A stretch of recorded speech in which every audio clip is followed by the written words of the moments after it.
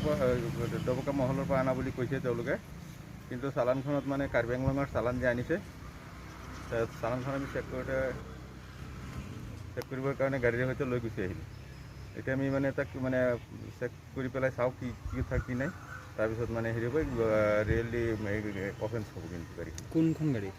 এই ML 13 8189। ক'ৰ পৰা আনি আছিলে? আমি হেৰিৰ পৰা আনিলোঁ এইটো, এই নীলবাগান ফ্লাইং অভাৰটো পাৰ হৈ লগতে কাৰোবাক আটক কৰিছে নেকি? নাই মানে আমি আটক কৰিব পৰা সক্ষম নহ'লোঁ। গ'লগৈ গাড়ী ড্ৰাইভাৰ পলাই গুচি গ'ল।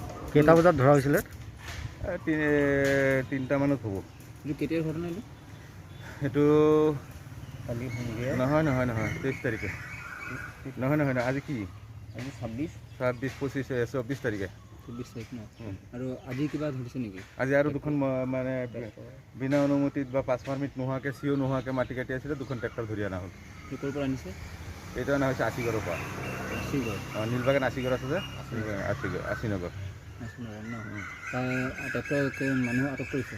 নাই এইবিলাক মানে আমাক দেখা পাই মানে পলাই, তেতিয়া আমি মানে হেৰি কৰি আনিব লগা হয়, আমাৰ ড্ৰাইভাৰে দি চলাই আনিব লগা হয়। কাৰ নেতৃত্বত চলিছিলে?